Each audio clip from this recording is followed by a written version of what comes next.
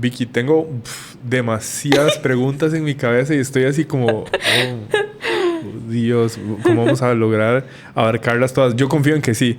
Y aquí viene la primera. O sea, la muerte es algo natural en la existencia del ser humano. Sin embargo, es una de las cosas que más evita la sociedad volver a ver, ¿verdad? De hecho, podría ser un tema tabú para algunas personas. Lamentable porque es no querer ver algo que es natural y que es parte de ser humano, ¿verdad? Todo lo que está vivo luego trasciende. No sabemos para dónde va y utilizo esta palabra porque al final nos convertimos en más energía dentro de esta existencia. Pero algunas personas le tienen miedo. Yo he estudiado el estoicismo por muchos años y la contemplación de la muerte es una de las prácticas más importantes para vivir una vida digna. No como un acto macabro o oscuro, sino justamente para eso, para ser consciente de esto es parte de lo que me toca, es parte de lo que me toca aceptar y de alguna manera nuestros miedos más primitivos, más básicos, están directamente relacionados a morir, ¿verdad? Séneca decía, aquel que le tenga miedo a la muerte no hará cosas dignas de quien esté vivo. Me parece una belleza, porque sí, no es lo mismo estar vivo a estar viviendo, ¿verdad? No es lo mismo existir, ser parte de esto, a estar viviendo al máximo, estar viviendo la vida que realmente quiero vivir, con las conexiones que quiero tener, sin arrepentimientos. Y entonces, todo esto me hace pensar en ¿qué te llevó a vos a buscar formarte como dula? ¿Qué te llevó a vos a tener este vínculo cercano con la muerte y ayudar a otros a trascender? Bueno, yo recordando mi historia. Yo nací, o sea, a mí me formaron en el vientre de mi madre en duelo. Mi mamá había perdido a su hermana, que se llamaba Virginia, igual que yo, ¿verdad? Ya empiezan las cosas. Sí. ¿Te dieron el nombre de...? De mi tía Vicky. Y la gente me dice Vicky también, pero bueno. Mi tía muere, mi mamá tenía un profundo deseo de ser madre. O sea, ella sabía, no tenía ni pareja, y mi mamá sabía que quería ser mamá. Y ella también, cuando quedó embarazada, ya sabía que iba a ser mujer. Yo no sé ni cómo, yo debato eso con ella, pero ella dice que lo sabía. Entonces, yo cuando empecé, porque cuando uno empieza a estudiar, empieza a analizar esto, justo cómo es la relación de uno con la muerte. Claro, a mí me formaron en duelo. Mi tía había muerto y a los 2 años, mi mamá quedó embarazada. Perdió a su mejor amiga, a su alma gemela, porque mami era una conexión muy profunda con ella. Y la familia de mi mamá, o sea, mi abuela, estaba en un duelo que mal o no procesado, pero era lo que pudo hacer en ese momento, era una familia doliente. Mami queda embarazada, yo nazco, y yo analizando como mi relación con la muerte, digo, bueno, desde que me formaron en un duelo muy profundo. Y en la casa, el tema de la muerte no era como muy bien visto, porque mi abuela se le había muerto el esposo, 3 esposos se le murieron, Mi mamá estaba muy joven cuando se le muere el papá, tenía 9 añitos. Entonces la muerte traía como mucha tristeza. Y conforme pasaba una muerte, mi abuela, por ejemplo, moría un poco más ella. Entonces, para mí, como que crecí en una familia, primero en muchos adultos, entonces siempre he sido una niña que razona mucho. Yo analizo mucho y he tenido roles tal vez que no me correspondían por la edad, pero que llegaron a mí. Entonces, he sido muy madura desde muy niña. Cuando en el 2012, yo volaba, yo era tripulante de cabina. Paréntesis, pero sí. Pero yo estaba volando y una tía muy cercana a mí, que ella era trabajadora social, trabajaba con personas en fin de vida, pasa por un cáncer. Entonces viene todo ese tema de nuevo, el cáncer a la familia, mi tía en su fin de vida, y ella vivía en Estados Unidos y decidió venirse a Costa Rica y dijo, quiero pasar el fin de vida en Costa Rica, y se fue a vivir a la casa. Yo vivía con mi abuela, se fue a vivir a mi casa con mi abuela y ella. Éramos las 3. Ella se llama Tía Vera.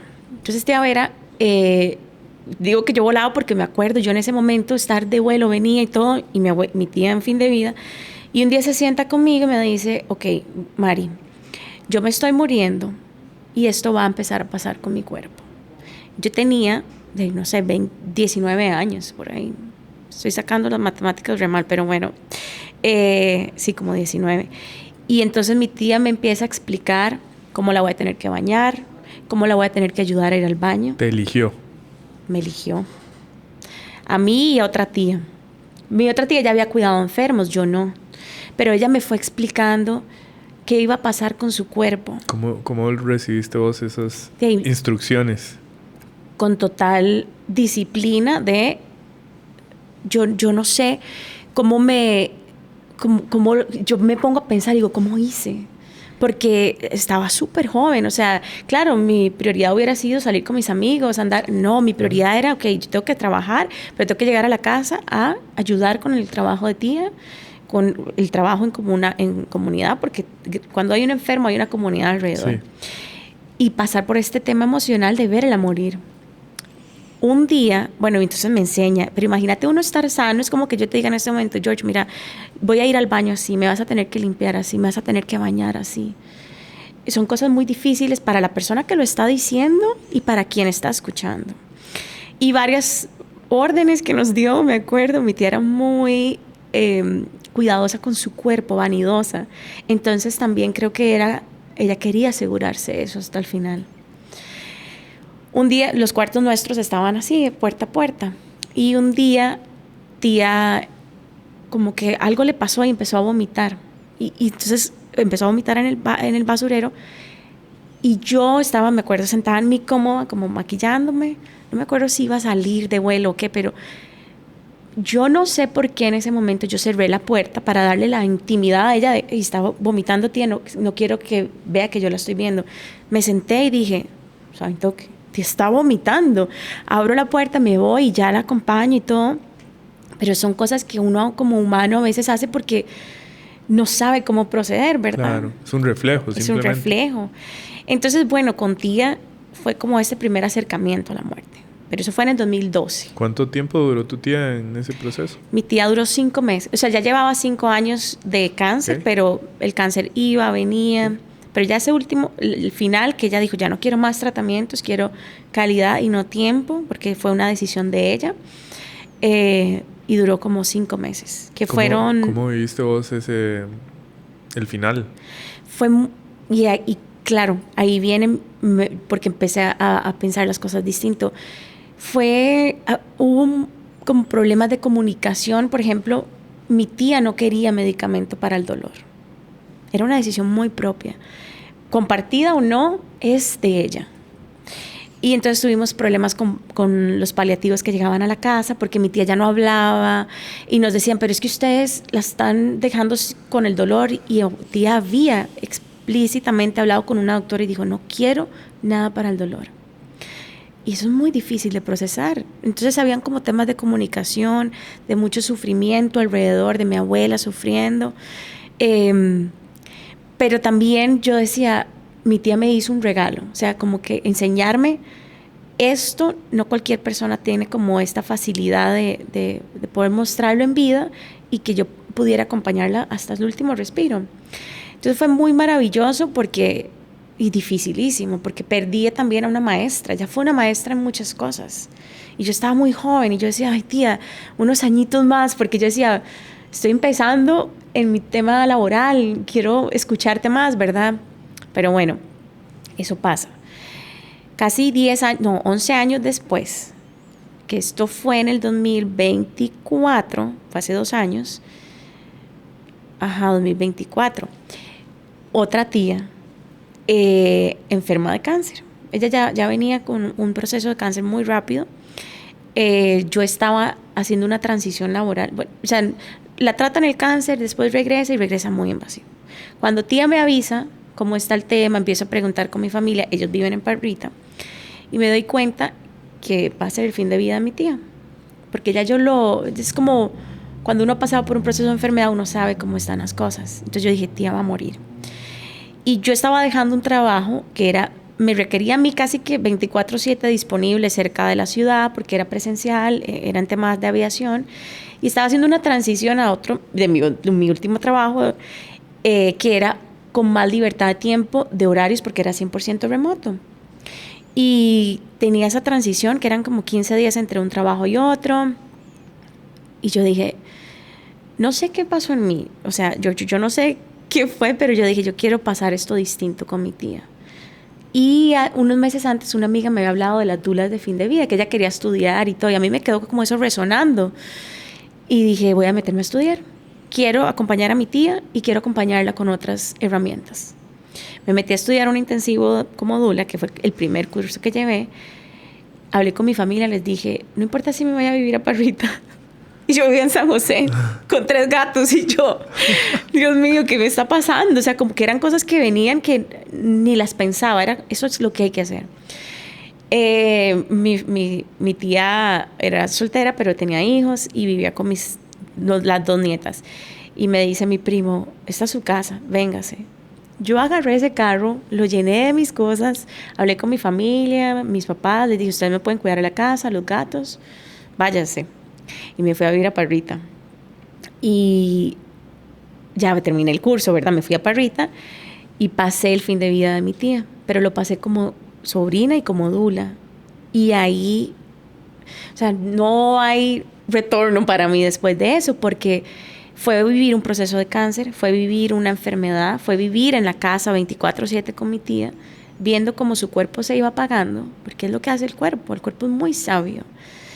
Y estar ahí, entonces estar en total plenitud y nada más contemplando, mientras que dentro de uno hay miles de cosas pasando, pero también teniendo conversaciones significativas con ella, que fue la diferencia con mi otra tía. Entonces, yo tal vez no tuve esas conversaciones. Con mi tía yo me senté a hablar de dolores, de arrepentimientos, y esto es como una ola expansiva. Cuando uno empieza a hacer un cambio en uno, quiera o no, las personas alrededor de uno empiezan a cambiar. Y con este tema mi familia empezó a cambiar. Empezamos a abrirnos al dolor, a ritualizar momentos, a llevarla a la playa por última vez. Fue como un regalo tan sagrado para mí, para mi familia, y poderlo compartir con mi tía. Y así pasamos 3 meses, wow, hasta que tía muere. Y yo digo, esto no me lo puedo guardar. Entonces, no sé cómo, pero yo tengo que seguirlo haciendo. Y eso fue hace 2 años ya. Vicky, y me pregunto si ritualizando esa etapa en la vida de una persona, es que no sé, vos me decís sí, no sé si es una locura lo que estoy pensando. Se llega a disfrutar. Esto es tan... Es difícil de escucharlo, porque claro, hay personas que dicen, ¿cómo va a disfrutar la muerte? ¿Cómo disfrutar que se está muriendo, que su cuerpo se está apagando? ¿Cómo va a disfrutar que usted tiene a su ser querido en el cuarto de al lado, que la está pasando mal, con dolor? ¿Cómo puede disfrutar eso? En la muerte uno piensa que solo hay dolor. Pero yo he estado en un momento en donde estamos, me acuerdo, o sea, tengo varios ejemplos, y estamos con mi tía completamente destrozados, porque mi tía era una persona de 57 años con todas las ganas de vivir. Ella no se quería morir. Hasta el último respiro mi tía no quería morirse, y es algo importante. Hay personas que se quieren morir, hay personas que dicen, no quiero morirme. Personas que lo aceptan y ya. Y sí. Y es que nadie le puede decir a alguien qué pensar en esos momentos. Me parece muy inapropiado, pero más que disfrutar es permitirse ser en esos momentos. Entonces, permitir que hayan risas. Me acuerdo un día estábamos todos en el piso, alrededor de mi tía, mis primos todos, eligiendo la foto que ella quería que pusieran. Entonces, la conversación era como, tía, ¿qué foto vamos a poner? Y mi tía era muy graciosa. Era una persona súper mal hablada, pero era una persona que la gente que la conocía amaba estar con ella, porque lo hacía reír, porque era hermosísimo. Y todos ahí pasándonos fotos de ella. Me acuerdo que decía, en esta salgo gordísima. No, no, no, no. Aquí la papá se me ve horrible. No, no, no. Y nosotros llorábamos, nos reíamos. Entonces, si vos me decís, ¿disfrutamos ese momento? Claro que lo disfrutamos. En medio del dolor. En medio de ella muriendo. Un día, casi que 2 días antes de morir, mi tía estaba con mucho dolor. Mi tía, el cáncer estaba por muchos lugares y tenía mucho dolor. Y estábamos varios acompañándola. Ella quería como pararse. Y estaba el hijo de ella, mi primo, y yo le ayudaba y nos veíamos, porque hay momentos en donde las palabras ahí, no hay palabras y es nada más la vista. Todo es hablado por la vista. Y con tía siempre teníamos la Alexa, ¿verdad? Entonces todo era Alexa, música de meditación, Alexa, música religiosa, Alexa, el rosario, Alexa nos recordaba las pastillas, todo. Alexa era parte del día a día. Asistente personal.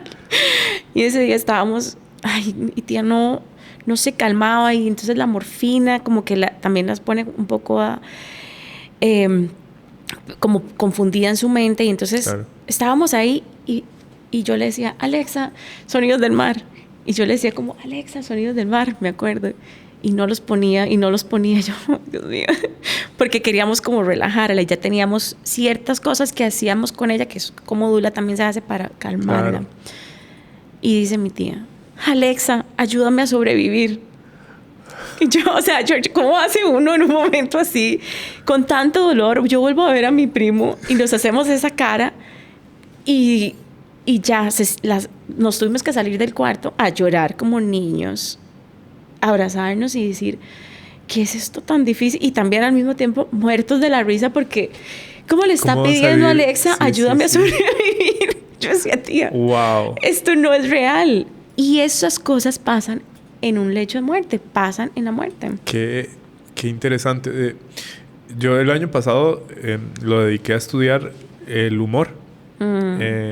Cómo funciona en los seres humanos. Estuve en clases con Pablo Pérez, estuve leyendo libros y todo. Y una de las cosas que me ayudó a entender la importancia del humor en cualquier proceso de seres humanos, especialmente los difíciles, es que la risa es liberación. La risa nos recuerda que el mundo no se acaba ahí, que nada es personal, que todo va a pasar, que estamos bien, ¿verdad? Que a pesar de que estamos sintiendo, en este caso, la pérdida de alguien importante en nuestras vidas, nosotros individualmente nos toca seguir, ¿verdad? Y nos toca honrar la vida de esta persona. Y estos momentos en donde todo está muy serio, todo es muy doloroso, hay una misión específica y sale una sorpresa de este tipo, inevitablemente va a generar risa. Porque es la incongruencia en un lugar, en un momento solemne, en un momento de acompañamiento, ¿verdad? Y más viniendo de la persona que está convaleciente, ¿verdad? Entonces muchas veces a lo mejor alguien puede decir, uy, no, me siento culpable de haberme reído por esto. Es parte también de la experiencia humana. Y a lo mejor la persona también lo está haciendo a propósito para liberarse, ¿verdad? De un momento tan duro y tan estresante. No es de extrañarnos, o sea, por supuesto que hay momentos súper inapropiados para hacer chistes, pero ya podemos entender por qué en las velas suele pasar. Es liberación. Inconscientemente la gente está buscando liberar estrés, dolor. Sí, y es esto de permitirse el ser. Entonces, claro, es la risa, es el enojo, es lo que se necesite sentir en ese momento. Claro. Hay formas de hacerlo, hay lugares, por supuesto, pero es darle el espacio, porque a veces si decimos se tiene que ver de esta forma, entonces ¿qué pasa cuando no se está haciendo de esa forma? Uno dice, algo está mal. Y ahí empiezan emociones a reprimirse. Capas de capas de capas, ya le di al micrófono, capas de capas de capas de capas de emociones que no son útiles, a lo mejor en el momento. O sea, una cosa es llegar y decir, en este momento me siento triste y vivir la tristeza. Pero si encima de la tristeza yo le meto capa de seriedad, le meto capa de ansiedad, le meto capa de enojo, porque las expectativas de cómo yo creo que deberían de estar cuidando a mi tía no se están dando, ¿verdad? Y eso suele pasar. Empiezan los pleitos en la familia de cómo se supone que deberían de ser las cosas. Por supuesto. ¿Qué aportás vos en esa dirección? Me imagino que ya has vivido esas experiencias y o sea, cuando la familia tiene ciertas expectativas. Y cuando alguien enferma, y te digo, se hace una comunidad, en el mejor de los casos se hace una comunidad alrededor. Sí, hay personas muy solas. Okay. Realmente pueden estar muriendo vecinos nuestros y nosotros no nos damos cuenta. Ajá. ¿Qué es esto que se pierde de la comunidad de cómo ayudar, verdad? Cuando hay un enfermo. Pero claro, entonces, por ejemplo, si una persona, mi tía tenía 3 hijos, entonces los 3 podían pensar diferente. Sí. O si estábamos ahí tomando decisiones. Y lo he visto cuando es mi familia, todavía es más difícil porque estoy yo ahí, tengo que respetar y ver cómo se toman decisiones. Pero pasa esto de por qué lo que yo digo no se está cumpliendo y la otra persona quiere. Y entonces también hay mucho ahí de... Hay tanto control que se pierde porque no hay control sobre quién está muriendo ni cómo está muriendo, que quieren tener el control en todo lo demás. Entonces es muy difícil y es como una forma de, bueno, este control que no puedo tener en el dolor de mi mamá o en esta enfermedad lo quiero tener en otras cosas. Ajá. Entonces ahí es donde uno tiene que, y pasa como dula tengamos conversaciones incómodas, sentémonos a dialogar esto.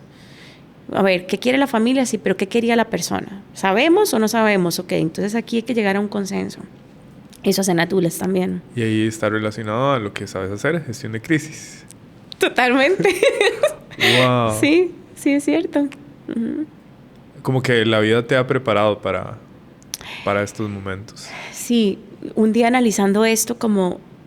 porque claro, yo decía, está como polarizado el asunto, mi parte corporativa con esta parte que es como tan humana, pero no, es súper entrelazado.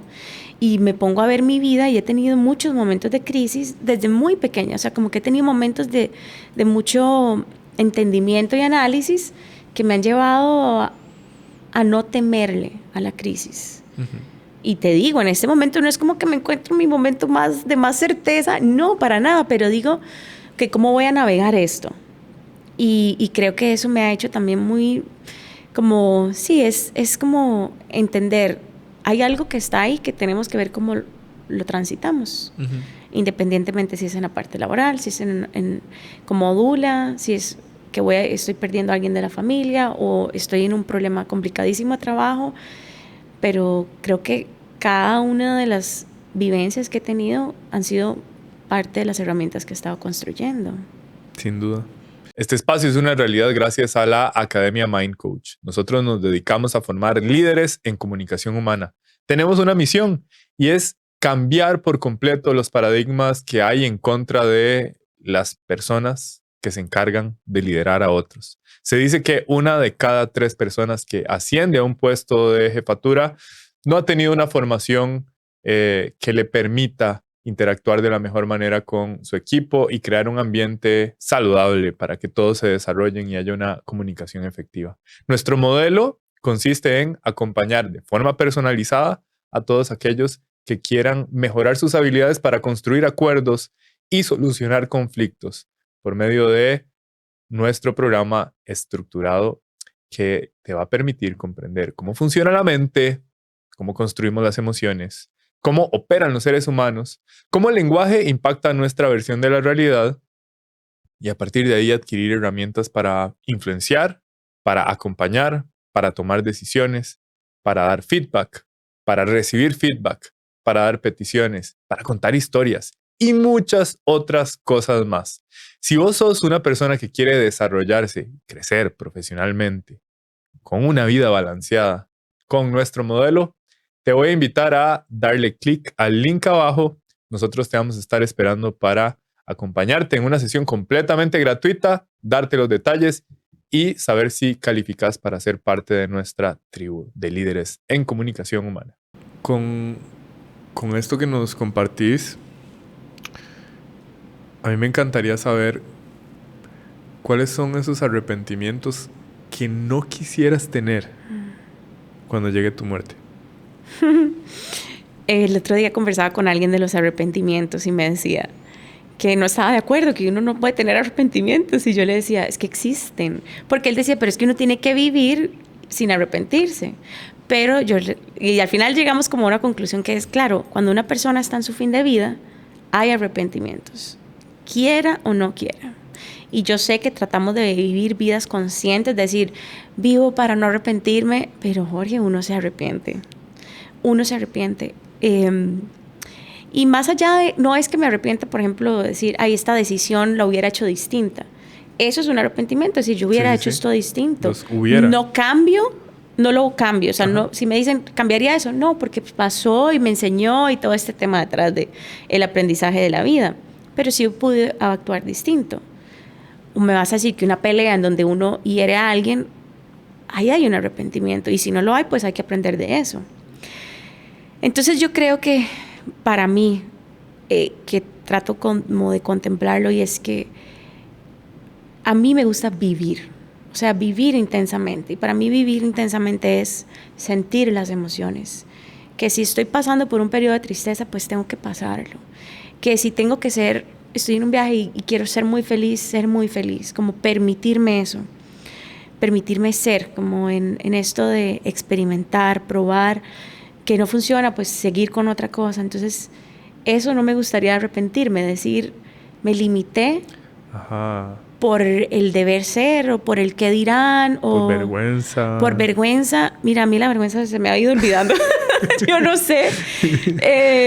Esto de que pasa mucho en redes sociales, que ahora todo es como con cuidarse, porque esto es que da el cringe y todo eso. Y yo no sé, yo eso no le tengo miedo. Que si tengo que bailar con mis amigas toda la noche o esto, o sea, como quiero sentir que no estoy perdiendo los momentos del día a día. Sí, es como algo que pienso, y también pienso mucho en la huella que dejo. O sea, como no puedo ser irresponsable de ir por la vida pensando solo en mí y no pensar en los que están alrededor mío. Entonces, no quiero estar muriendo y pensando, debí de ser más amable, debí de entregar más mi corazón, debí de, sí, como tener más compasión. Quiero estar con esta certeza de que di todo el amor que tuve que dar. Si fue demasiado, no lo sé, pero lo di. O fui lo más compasiva que pude. Como que quiero eso. No me importa si me muero y tengo 1,000 millones en el banco o si... No, el tipo de huella que me gustaría dejar o que pienso es esto, como que los demás traten de vivir con más compasión también, pero que lo vean desde mi ejemplo. Claro, que seas el ejemplo vivo de qué sería vivir experimentándolo todo, ¿verdad? Como nos estás compartiendo. ¿Cómo hace uno para tener una mejor relación con lo inevitable al final de nuestras vidas? Ahora hablábamos que la muerte puede ser como este tabú y este tema tan evitar nombrar.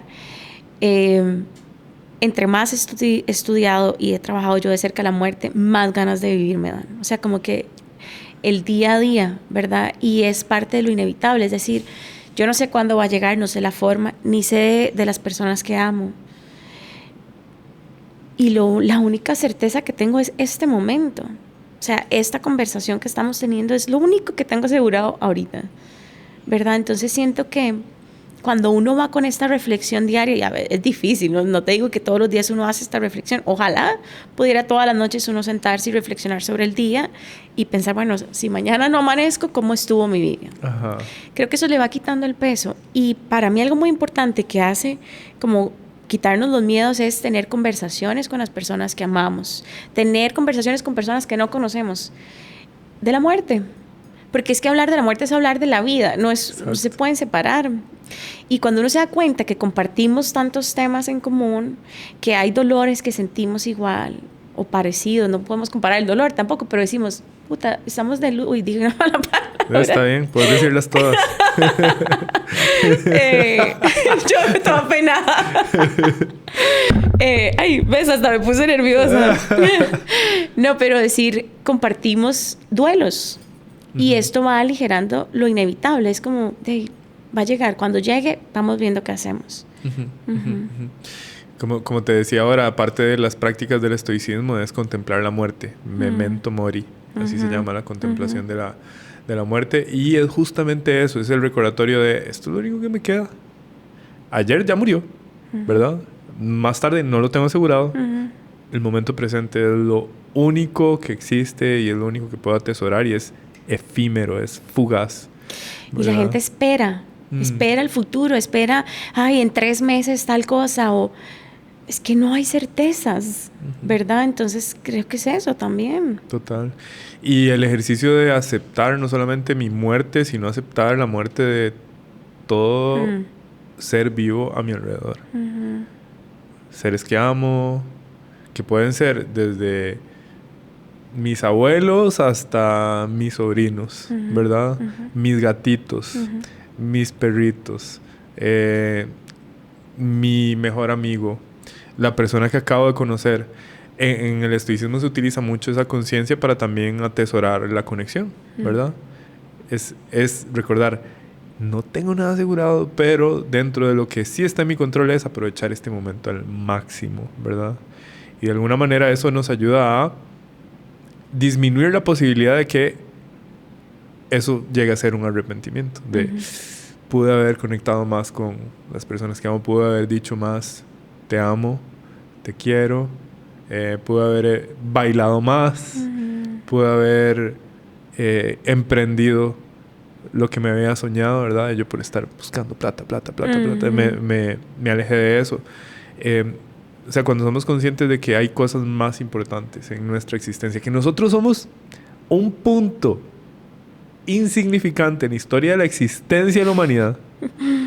O sea, es que se nos olvida a veces que la civilización moderna, que puede tener menos de 200 años. Perdemos perspectiva. Sí, es increíble. Entonces, en la gran perspectiva del todo, es como, ok, ¿cómo quiero vivir este pedacito, este momento de la historia en donde yo estoy siendo parte de esto tan magnífico, ¿verdad? ¿Cómo hace uno para vivir el duelo? El duelo, yo hago acompañamiento en duelo.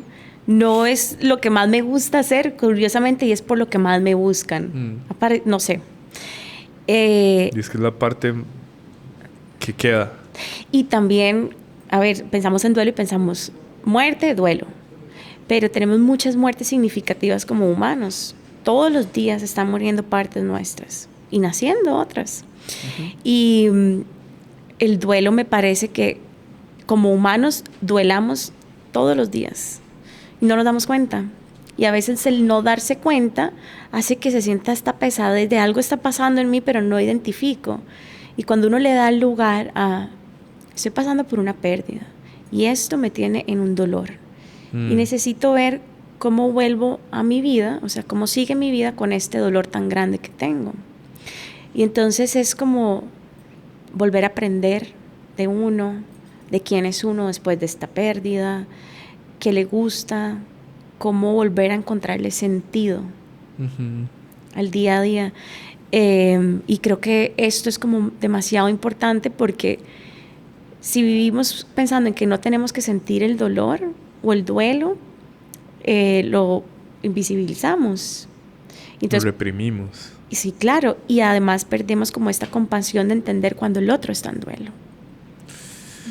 Una vez escuché a uno de mis mentores decir que el duelo es una experiencia humana de haber perdido algo realmente importante. Por lo tanto, el duelo puede ir desde perder a una persona, pero también perder el trabajo, perder el carro, perder la mascota. Por supuesto que los niveles de intensidad pueden variar de acuerdo a la relación que uno haya tenido con el objeto de dolor. Pero que cuando uno acepta el duelo como esa experiencia emocional, lo primero que debe hacer es darse el permiso de quebrarse. O sea, de sentirlo todo. Sentarse en la experiencia del dolor y aceptar que perdiste a alguien, algo importante. Luego viene la aceptación de, ok, es lo que es, ¿verdad? Luego de la aceptación viene la contemplación de lo que te queda. O sea, es observar ¿qué te dejó ese vínculo? ¿Qué significados puedes atesorar? Porque esos no se van a ir. No se fueron con el cuerpo físico.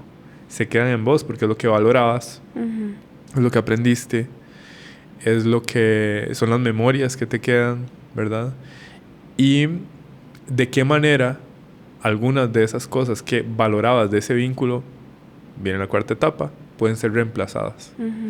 Es muy fácil entenderlo como una relación de pareja, porque perdés a la persona no necesariamente por muerte, simplemente se termina la relación, viene un duelo. Te quebrás, aceptás, contemplás qué valorabas de esa relación y luego viene el reemplazo.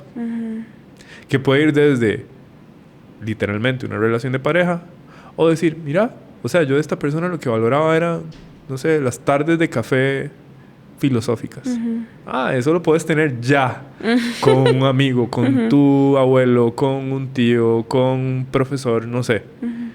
Y desde ahí empezás a transitar de manera saludable esa experiencia. ¿Cuánto dura? ¿Qué decís? Yo siempre le digo a la gente, es que el duelo hay que permitirse sentirlo y no hay que ponerle un tiempo. Aparte también es así, ¿verdad? Entonces un día amaneces en aceptación y al día siguiente tenés una rabia profunda. Y es parte del montón de emociones, porque como humanos no todos procesamos igual.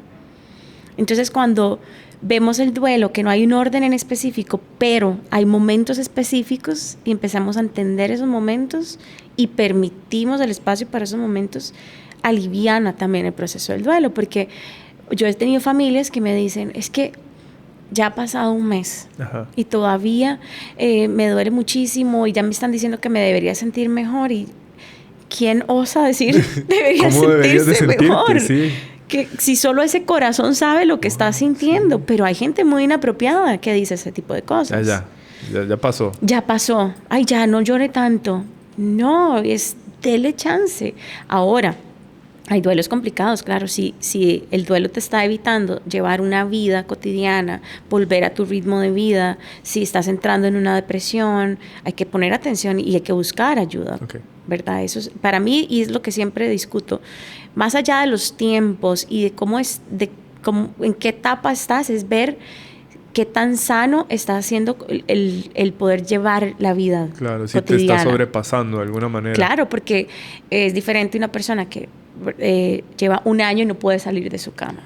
Estoy poniendo un ejemplo muy exagerado, pero hay personas que pasan por eso. Y hay personas, yo he escuchado de casos de personas que llevan 6 años en duelo. Sí, y hay duelos, es que la gente piensa que la muerte deja de doler, y no. Vos me hablas de mi tía y yo digo, ay, cómo la extraño, me encantaría sentarme a tomar un café con ella. Me duele que se haya ido, claro, pero es diferente, ¿verdad? El tiempo cambia la sensación y uno empieza a honrar a esa persona. Pero ahí está el duelo, porque mi corazón no se va a reponer de eso. Eso es un dolor. Y como humanos creo que es esto, que queremos reponernos. Ya me siento al 100. Como si nada hubiera pasado. O sea, vamos a recordar a esa persona. Yo tengo personas que me hablan del papá que murió 50 años atrás y siguen sintiendo dolores, porque es que es parte de la experiencia humana. Es como pensar en algún momento que nos dio mucha felicidad y nos volvemos a reír. Claro, está ahí esta sensación de felicidad también. Atención, sí, llega a debilitarte. Ese sería el tip. Claro, hay que poner atención si mi vida cotidiana ya yo no la puedo continuar de la misma forma. Va a cambiar, pero si me cuesta levantarme de la cama, si estoy apática, si no socializo como antes. Muchas veces la atención la tiene que poner la comunidad alrededor de la persona, porque a veces estamos en tanto dolor que no nos damos cuenta. Pero las personas alrededor son los que salvavidas, que ponen atención. Ella no está comiendo. Ella lleva una semana sin bañarse. Ella lleva 15 días sin dormir. Esto es lo que hay que estar uno viendo, más allá de decir, haga esto, coma. No, es observando y hasta qué momento que ahora hay que pedir ayuda. Total. Y ahorita que lo estabas diciendo, se me estaba viniendo una reflexión. Nunca lo he expresado en voz alta, así que vamos a ver cómo sale.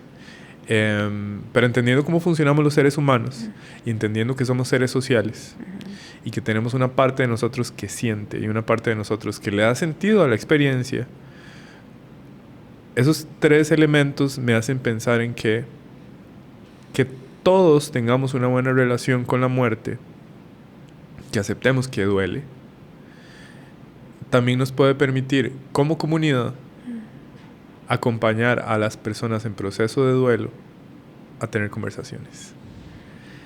Que no van a ser las conversaciones más felices de la vida. Van a ser conversaciones difíciles, van a ser conversaciones dolorosas, pero acompañar a las personas en esas conversaciones puede ayudarlas a liberar, ¿verdad? Y a darle sentido a su vida y a la vida de quien ya partió.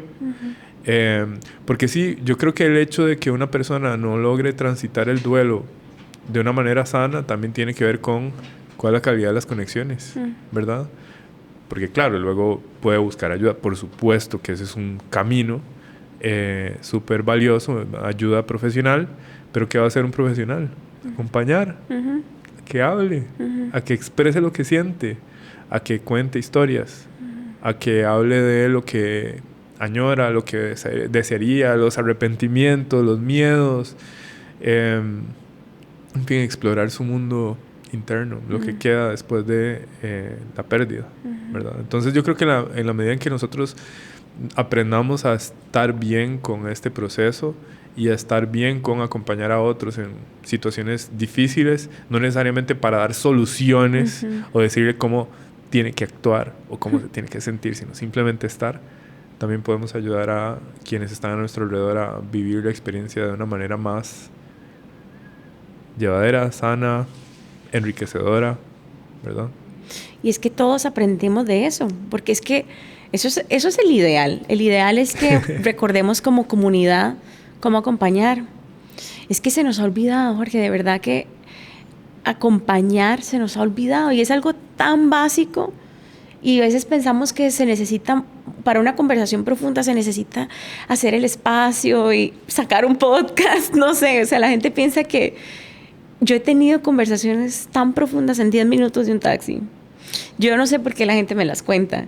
Te lo juro, yo digo, ¿qué será que sienten que me empiezan a hablar? Y a mí me encanta, yo pregunto y cuento cosas mías y todo. Pero es como esta conciencia, hacer como esta conciencia en uno, cómo está uno acompañando el día a día de los demás. Y no significa que solamente las personas que amamos o que conocemos, de los extraños, porque hay muchas personas solas. Entonces es este nivel de atención que le damos a las conversaciones que tenemos. Y que no sabemos si la otra persona que nos está cobrando en un supermercado acaba de perder a su hijo. Y estás vos sin decir hola, o saludar, o gracias. A mí eso me enferma. Cuando yo veo que la gente no es amable, yo digo, pero Dios mío, no estamos pasando todos por la misma experiencia. Vicky, o sea, solamente para tener perspectiva, ¿cuánto tiempo se le da a una persona para volver a su trabajo después de una muerte? El otro día una amiga, justo se le murió la mamá y me estaba contando que le daban 3 días. 3 días. O sea, que una persona después de 3 días de haber perdido a su mamá podría estarte atendiendo en la caja de un supermercado. Yo te voy a contar una historia muy personal.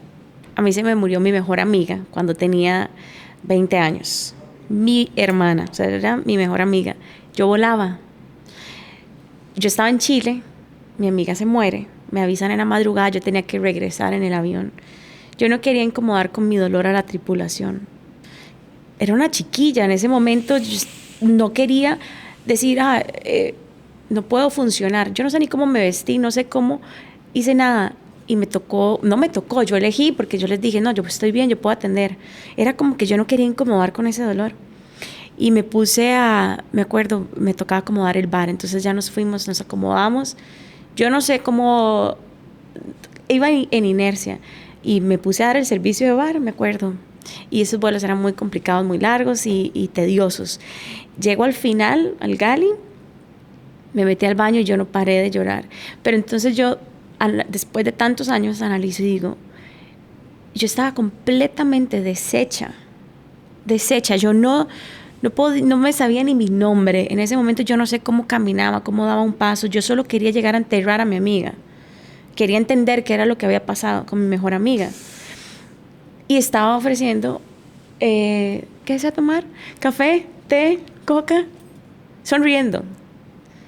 Entonces, yo lo puedo decir que lo viví y sé lo difícil que es pasar por momentos en que uno siente que el corazón está quebrado y hay que dar una cara porque hay que ofrecer un servicio y porque hay que trabajar. Pero imagínate cuando perdemos eso de perspectiva y cuánta gente en la calle está pasando por dolores que no sabemos y andamos por ahí siendo groseros, no saludando. No volviendo a ver a los ojos. No volviendo a ver a los ojos. Es que para mí, yo pongo mucha atención en las cajas de supermercados, porque yo digo, ¿cómo alguien llega? Ay, chicles, o sea, ni siquiera dice, hola, buenos días. Nada, son conversaciones que no nos cuestan nada y son conexiones. No podemos subestimar el poder que tenemos los seres humanos de hacerle saber a otro ser humano, sos visto. Porque, ¿qué pasa con personas que nunca son vistas? Que llegan a una casa sola, que los tratan mal en un trabajo, que van todos los días pasando por su vida y que no tienen muchos privilegios, que uno, o sea, poder tener estas conversaciones son privilegios. Hay personas que no se pueden hacer esas conversaciones, porque es la realidad. Entonces uno dice, ¿cómo perdemos eso de vista, verdad? De cómo dejamos de ver a las personas. Lamentable. Y ahí está el llamado. O sea, ¿cómo hacer que la vida valga la pena ser vivida? Bueno, con pequeños actos como estos, ¿verdad? Hay muchas personas que me han compartido que tienen dificultades para entablar conversaciones con todo el mundo. Entendiendo todo el mundo, quienes no sean las personas que naturalmente les caen bien o quienes han tenido en su vida desde hace mucho tiempo, ¿verdad? Y esa falta de conexión es paradójico porque las lleva a buscar mejorar sus habilidades de comunicación. Por eso me buscan a mí. Pero entonces me dicen, Jorge, es que yo no sé cómo hacer para conectar con esta persona porque es que a mí me da pereza hablar con las personas. O, Jorge, no sé cómo hacer para hacer mejores preguntas o practicar el rapport con esta persona porque es que no me importa, no siento vínculo con eso. A mí me gusta pensar de nuestras habilidades de comunicación como el reflejo, voy a sobresimplificarlo, pero el reflejo de nuestro mundo interno. Y nuestro mundo interno son las creencias que nosotros tengamos sobre los otros. Si yo genuinamente no creo que yo puedo aprender algo de vos, no te voy a hacer preguntas. Si yo genuinamente no creo que sos una persona digna, tan digna como yo, ni siquiera me va a importar volverte a ver a los ojos. Si yo no creo que todos los seres humanos son capaces de entender las cosas de una manera fascinante y yo aprender de eso, no voy a tener curiosidad. Si yo no creo que vos tenés todo el derecho y tenés todo el sentido en tu cabeza para crear una perspectiva de las cosas que va a ser diferente a la mía y eso está bien, no voy a poder tener una conversación ni una discusión sana, ¿verdad?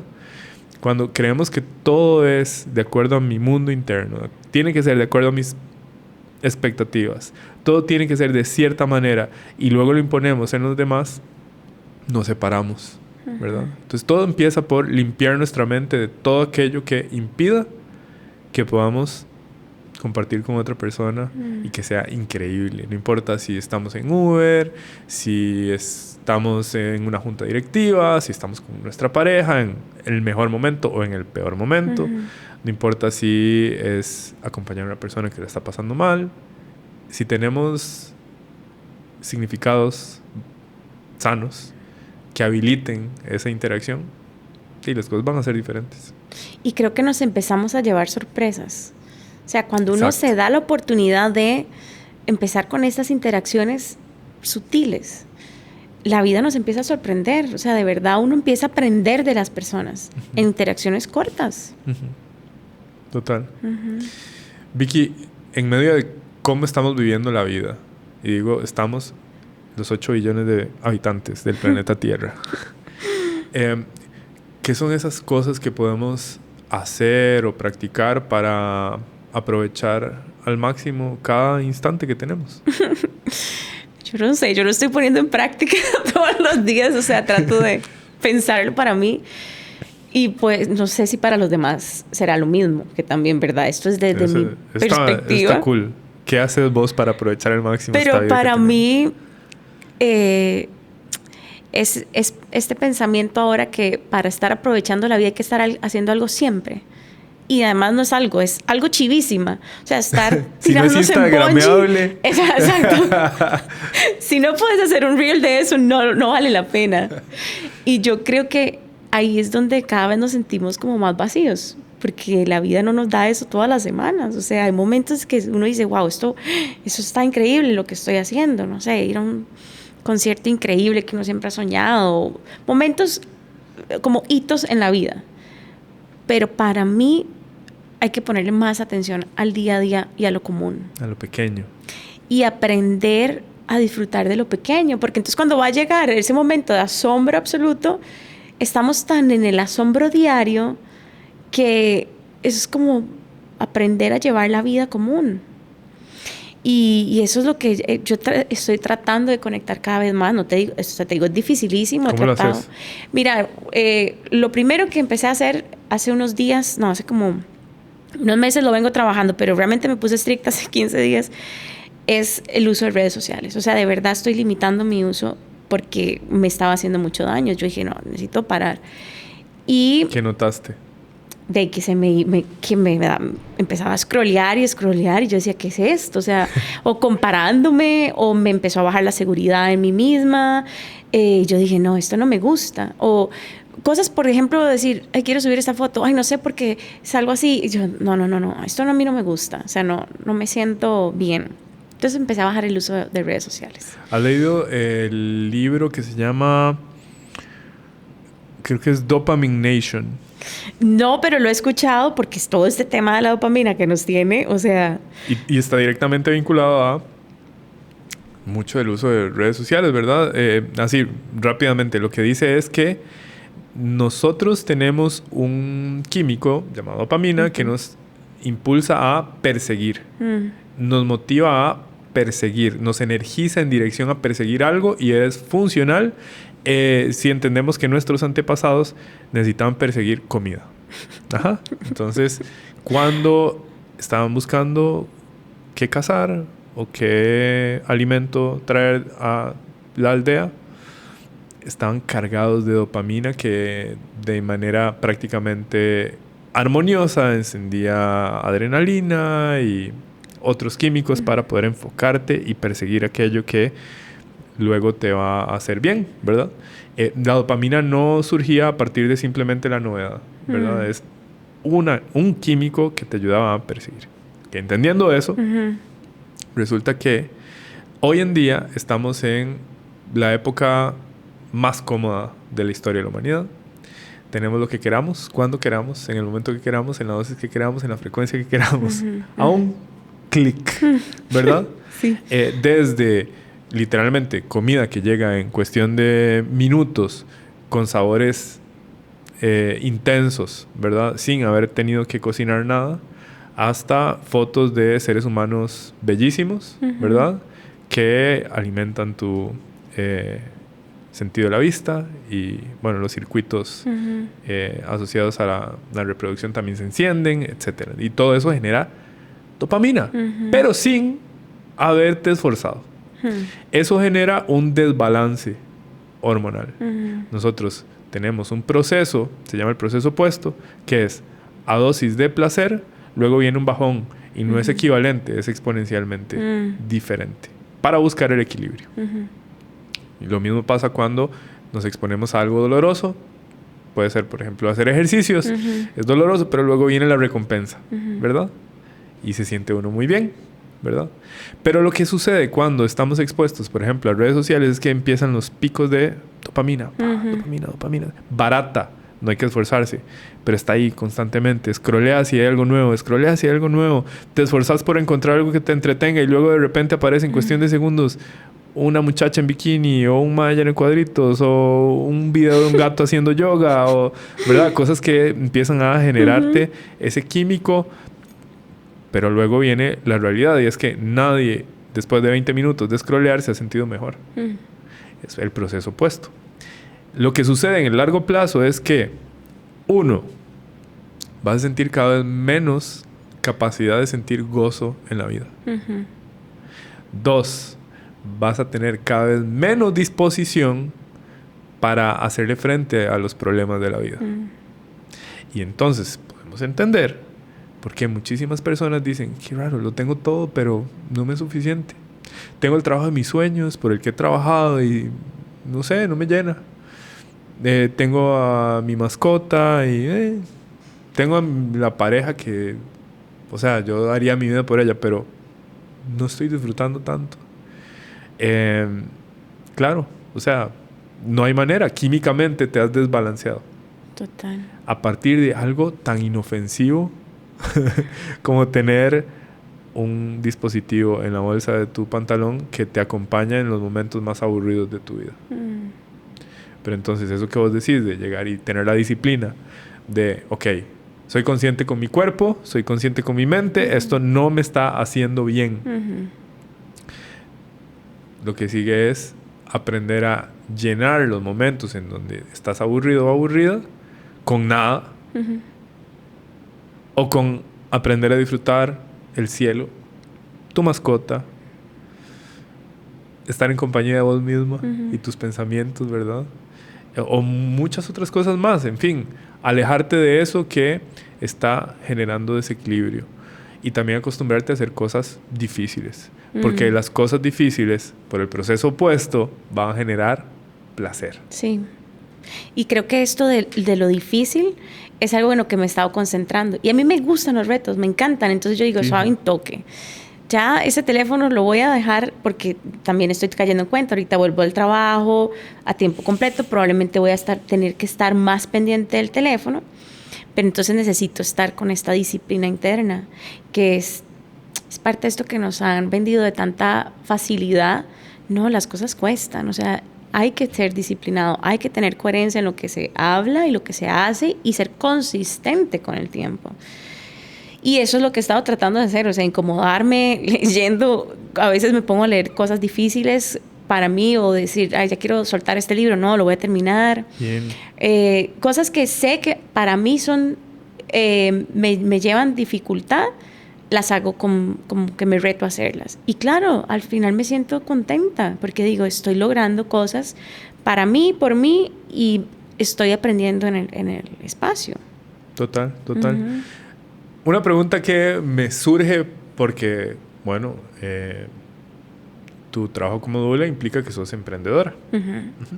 Y como emprendedora, y esto me lo topo también muy seguido, por eso te quiero hacer la pregunta. A veces alguien se manda al agua y dice, bueno, voy a perseguir esto que está directamente conectado a mi propósito, ¿verdad? Y voy a comprometerme con esta visión hasta que la cosa funcione. Y entonces abandonan el mundo corporativo para dedicarse de lleno.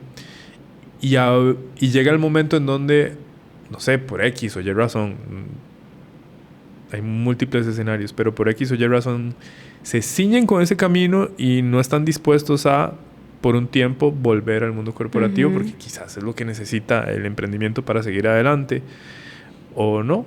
O sea, a mí me gustaría saber cómo haces para conciliar esa idea de hacer algo que para vos es muy significativo y al mismo tiempo volver al mundo corporativo.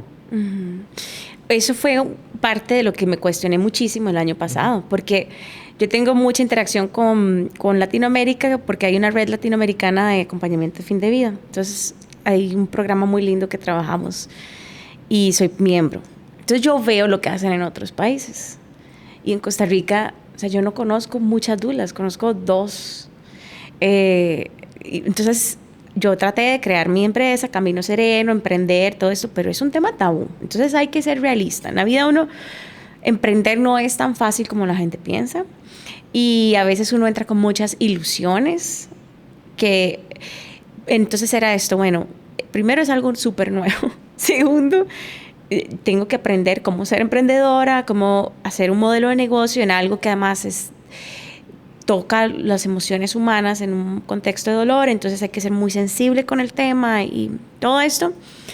Y lo intenté por un año, o sea, por un año yo dije, pero como que a mitad de año yo empecé a decir, no, no va por acá, igual voy a seguirlo haciendo, o sea, sigo haciendo mi trabajo en Camino Sereno, acompañando, dando charlas y todo, pero empecé a contemplar la idea de, bueno, ¿y si puedo volver y si puedo hacer las dos cosas? Porque es que ¿quién me dice que no puedo? ¿Verdad? Era como esto de, porque una o la otra. El entendimiento no llegó a mí solo, o sea, mucha gente me decía, Vicky, pero, o sea, contemplarlo, valorarlo, ¿verdad? Y yo como, ay, no sé. y es como que este año dije, no, o sea, sí puedo hacer las dos cosas, porque no estoy a tiempo completo en Camino Sereno, porque yo mismo pongo la disponibilidad, porque lo trabajo fines de semana, que hago mucho voluntariado, y también porque además en el nivel de seniority que uno alcanza con cierto conocimiento profesional, ya también hay formas distintas de hacer las cosas en el área corporativa, por ejemplo. Entonces, yo sé que ya mi nivel de, tal vez antes que tenía que pasar estudiando cuando llegaba a la casa o cosas así, ya no las necesito tanto. Entonces, creo que es no como apegarse a una idea en específico porque pensamos que era la idea de ser, y también lo que muchas veces vemos como, wow, no, dejó el mundo corporativo y le fue súper exitoso, y no, puede ser que en este momento la vida lo que necesita, o sea, lo que necesita nuestra vida es, bueno, probemos con las dos. Y darse el chance, es parte de vivir. Ajá. O sea, es parte de decir, bueno, no, es decir, no, esto no funcionó así solo, porque voy a volver al mundo corporativo, necesito cierto estilo de vida para mí, necesito también ciertos retos profesionales, tengo una carrera profesional que me ha costado muchísimos años y esfuerzo y estudio, ¿por qué no darme el chance de hacerlo?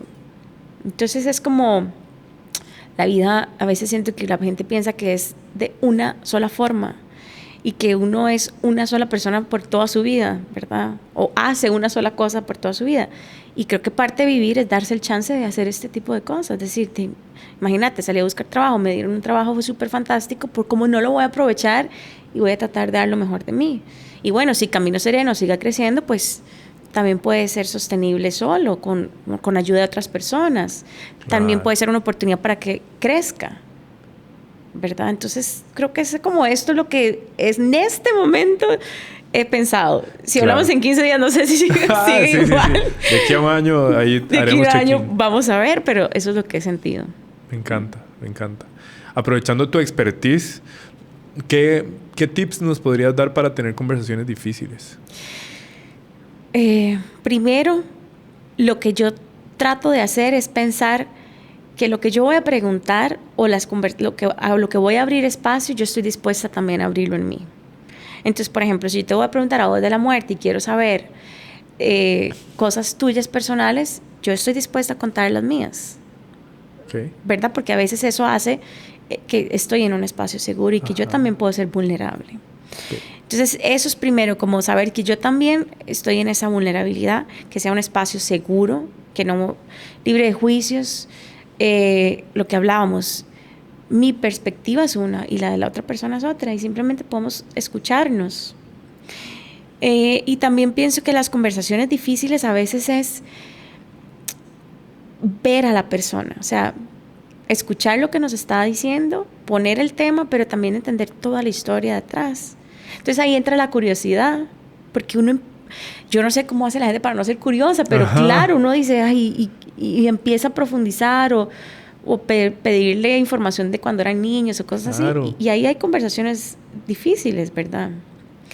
Entonces, bueno, y creo que para mí lo más importante en una conversación siempre es ponerle corazón. Porque si vos estás hablando desde la apatía, ahí vas a encontrar rechazo. O sea, ya estás poniendo una barrera. Uh-huh. Entonces, cuando uno le pone el corazón a las palabras, se endulzan. Entonces, sí, puede ser algo muy difícil de lo que tengamos que hablar, pero hay que hablarlo. Y lo vamos a hablar desde el amor. Y ojo, es que la gente piensa que uno para dar amor es porque está enamorada de la otra persona. Pero no, uno, o sea, con cualquier persona puede tener formas amorosas de hablar. Que no es lo mismo que hacer sugarcoating, ¿verdad? Está aparte. Que no es lo mismo de no ser directo, porque vos podés ser directa con amor. Exactamente. Porque hay muchas veces que existe la falacia de, es que yo para decir las cosas con amor, entonces voy a ser empático y estoy utilizando palabras comunes, ¿verdad? Para luego simplemente dar vueltas y no decir las cosas de frente. Y es que, y está también la creencia limitante de que decir las cosas de frente implican incitar al conflicto. Pero si vos realmente tenés curiosidad y honras la individualidad de la otra persona, o sea, sabes que primero vos vas a dar un punto de vista, no la realidad de las cosas. No se trata de quién tiene la razón. Se trata de cómo entiendo tu razón y cómo construimos un acuerdo, ¿verdad? Y como vos dijiste, o sea, ver el lado humano de la otra persona implica que esa persona sabe algo que yo no sé. Y yo sé cosas que esa persona no sabe. Y la única manera de llegar a un acuerdo es que contemos contexto, ¿verdad? Si yo vengo desde la sospecha de yo sé lo que intenta, es que la tiene contra mí, es que lo hizo por esto y esta razón, le pongo etiquetas, llego con prejuicios, se me van a acabar las preguntas. Yo nada más voy a tener un dedo señalador de todo esto hiciste mal, ¿verdad? Y entonces ya se trata de blanco-negro, quién gana o quién pierde. Pero sí, ese lado humano, ponerle corazón, como vos decís, o sea, me parece fundamental y esto va para cualquier situación, ¿verdad? Y traer la honestidad, porque a veces la conversación difícil es decir cosas tan complicadas como estás consciente que te vas a morir. Claro. Pero como decir eso no es fácil. Entonces puede que requiera una introducción, conversar y ser claro. Sí. Y entonces es parte de, o sea, a veces hay que ser muy honestos en las conversaciones. No, a veces siempre hay que ser honestos en las conversaciones. Claro, consciente de que tenés enfrente a un ser humano que siente y piensa, ¿verdad? Y lo primero que dijiste, o sea, tener claro de que si yo voy a pedir algo, estoy dispuesto a dar y crear un ambiente ideal para esto. Sí, y esto que decís es un ser humano, ¿verdad? No porque yo voy a ser completamente honesta, voy a herir a esta persona o ser grosera. Es que hay unas líneas muy delgadas que a veces confundimos, pienso. Pero hay formas de hablar las cosas difíciles que se deben de poner en pie. Lisa Feldman Barrett es una neurocientífica que estudia las emociones y dice que lo mejor que le puede pasar a un ser humano es estar interactuando con un ser humano. Y lo peor que le puede pasar a un ser humano es estar interactuando con un ser humano. Porque lo que digamos y cómo lo digamos impacta el sistema nervioso de la otra persona. A pesar de que nosotros digamos, bueno, cada quien le corresponde los significados que pongan a mis palabras y todo, sí, está bien.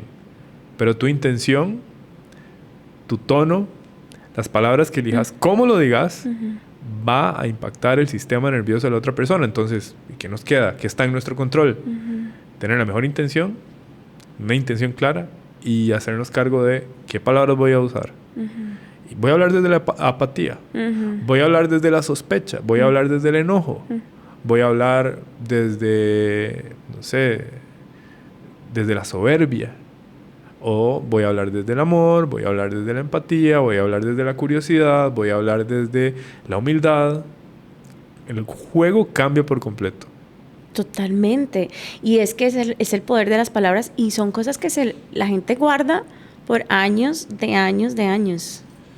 Y uno no se da cuenta. Entonces uno dice, pucha, tengo la responsabilidad que lo que va a salir de mí va a ser coherente, porque esa persona se lo puede llevar en su corazón hasta el día que se muera. Así de difícil. Y bueno, y en el recordatorio, te vas a morir. Memento mori. Memento mori. Recordá que te vas a morir y cuál es la vida que querés vivir, ¿verdad? Como decía Marco Aurelio en otra dirección, imagina que ya has muerto. Ahora sí, vivir la vida que te queda como querés vivirla, como un buen ser humano. ¿Qué te gustaría que se llevaran las personas que nos están viendo y escuchando? Me gustaría que piensen como en esto de volver a conectar. O sea, como que traten de pensar cómo están conectando en el día a día con las personas alrededor.